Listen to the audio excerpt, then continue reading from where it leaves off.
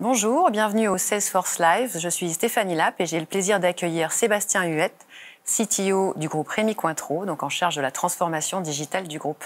Bonjour Sébastien. Bonjour Stéphanie. Merci d'être avec nous. Merci pour l'invitation. Avec plaisir. Je vais commencer par présenter le groupe Rémy Cointreau en quelques mots. Donc, c'est un groupe familial qui a été fondé en 1724 avec la création de la marque Rémy Martin. L'ambition du groupe, c'est de devenir le leader mondial des spiritueux d'exception. Et le groupe s'appuie pour cela sur une douzaine de marques très variées en termes de marché et de taille. Rémy Martin étant la marque historique et la plus grande, Louis XIII, le cognac de luxe, ou encore des marques entrepreneuriales comme le Domaine des Hautes-Glaces, qui est un whisky fabriqué dans les Alpes. Les marchés principaux du groupe sont l'Asie, les USA et les UK. Et Sébastien, j'ai envie de commencer par une première question qui concerne la crise Covid qui a bouleversé évidemment de nombreux secteurs et en particulier le secteur des spiritueux puisque la fermeture des cafés, des hôtels, des restaurants ou la chute du travel retail a évidemment bouleversé cette industrie. Comment s'en sort Rémy Cointreau et est-ce que Salesforce a été un accélérateur dans cette situation ? On s'en sort bien. Alors la situation n'est pas idéale, mais comparé à ce que d'autres entreprises peuvent vivre, on est plutôt dans une bonne position. On voit que des marchés comme les États-Unis ou la Chine ont plutôt bien résisté, avec une évolution de la consommation. Et donc cette consommation dans les bars, restaurants, s'est déportée sur la consommation domestique. C'est des tendances qui ont l'air de tenir. Donc c'est même post-crise en Chine, on voit que les habitudes ont changé. On voit que des canaux de distribution comme le e-commerce ont explosé sur ces secteurs-là. Et Salesforce nous a aidés dans cette approche parce que une meilleure connaissance du client, une meilleure connaissance des comportements, ça permet d'anticiper et de prendre les bonnes décisions pour s'adapter.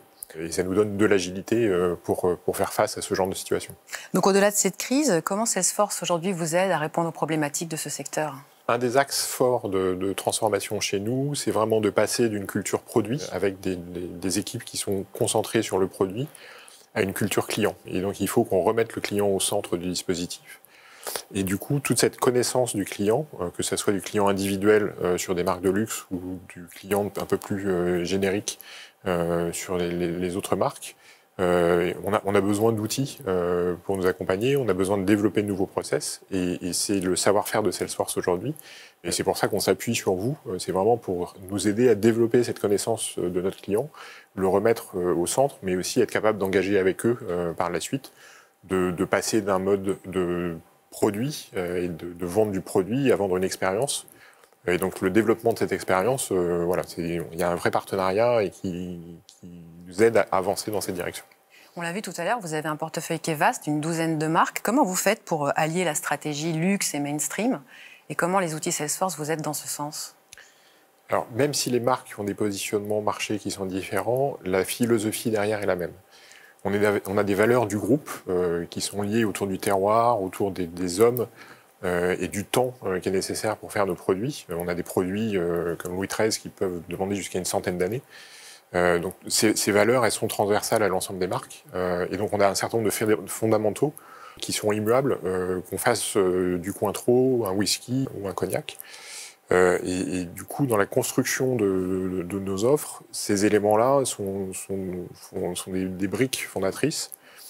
Et du coup, cet engagement avec le client, cette proposition de valeur, elle est commune.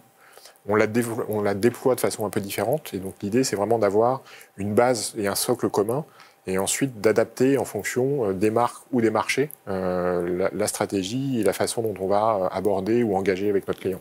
Donc effectivement, l'idée, on le comprend, c'est qu'adapter les stratégies s'appuie aussi sur la connaissance client parce qu'elle va permettre la personnalisation des actions, même s'il y a un socle commun.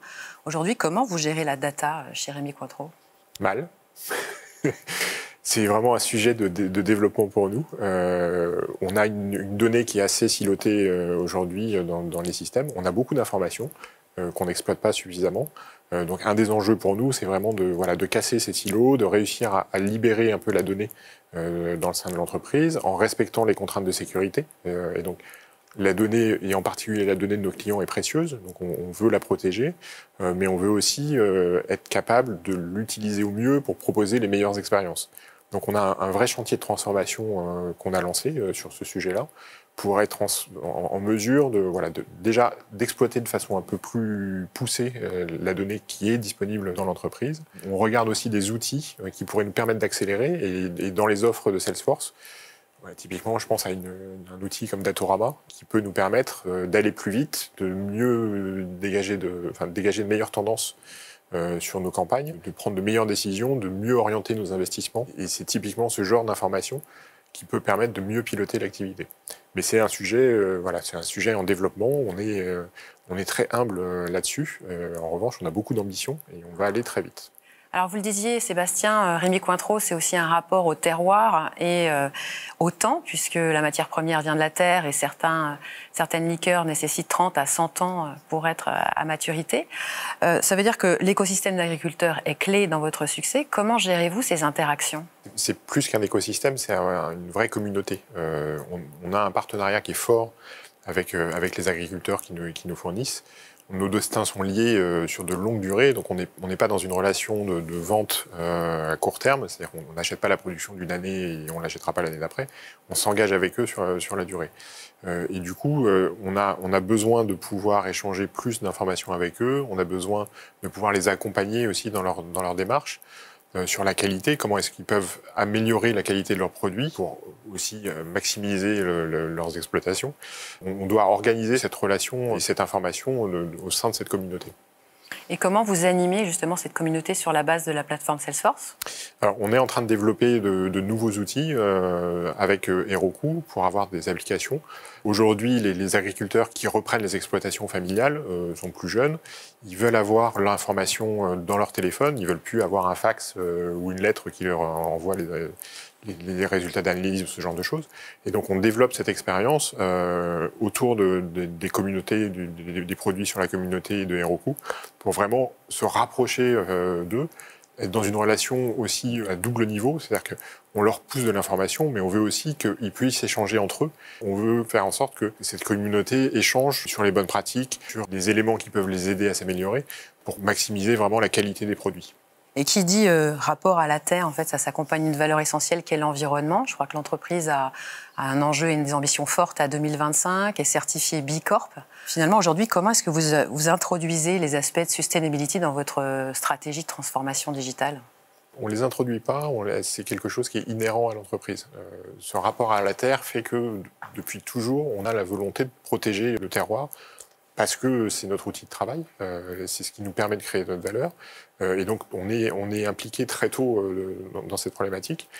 Le digital, on a deux approches. Il y a comment est-ce que le digital peut nous aider à aller encore plus loin, à développer cette approche-là, et comment est-ce qu'on rend le digital aussi moins nocif, on contribue aussi à ce niveau-là. Et donc, on travaille sur les deux axes aujourd'hui, avec un axe qui est de collecter, encore une fois, la donnée, être capable de collecter cette donnée autour des émissions carbone, autour du traitement de l'eau, autour aussi des gens qui sont dans l'entreprise, parce que c'est un axe aussi de notre développement, c'est comment est-ce qu'on développe et on fait en sorte que les personnes chez nous se développent de façon sereine et épanouie, que ça soit en interne ou que ça soit des partenaires. Et le fait de pouvoir collecter l'ensemble de ces informations, ça nous permet de nous fixer des objectifs et d'être encore plus ambitieux sur ce qu'on veut faire. Et ensuite, le digital peut être un accélérateur très fort sur la façon dont on déroule les process dans l'entreprise.